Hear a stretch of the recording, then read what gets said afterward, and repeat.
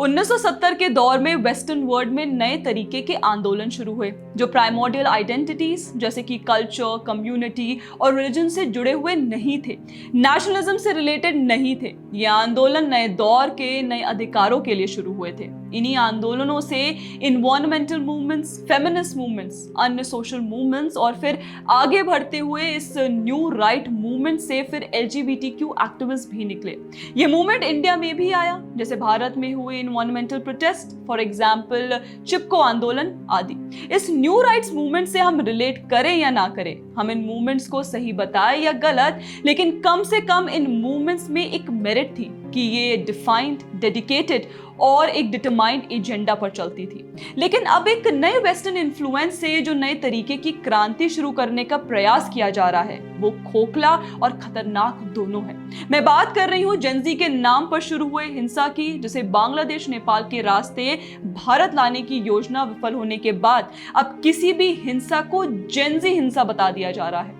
लद्दाख में जो हिंसा हुई उससे जेनजी का कोई रिलेशन नहीं था, ये तो आप अब तक समझ ही गए होंगे। लद्दाख की हिंसा प्राइमरीली एक राजनीतिक हिंसा है जिसको सोनम वांगचुक जैसे एक्टिविस्ट का समर्थन और नेतृत्व प्राप्त हुआ।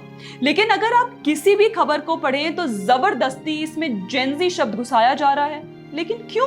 क्या जेनजी के अधिकार अलग होते हैं? क्या जेनजी जो कि बस एक आगे ब्रैकेट है वो कोई उपलब्धि है? क्या जेनजी कोई न्यू राइट्स मूवमेंट है?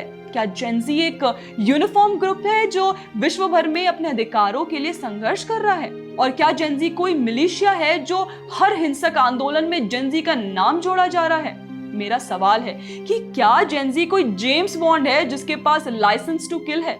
जेनजी बस एक एज ग्रुप है। एक जेनजी का एक्सपीरियंस दूसरे से अलग है। उनका कल्चर, कस्टम, कम्युनिटी, भाषा, धर्म सब एक दूसरे से अलग है। जैसे कि एक देश में एक राज्य और पूरे विश्व में हर व्यक्ति का होता है।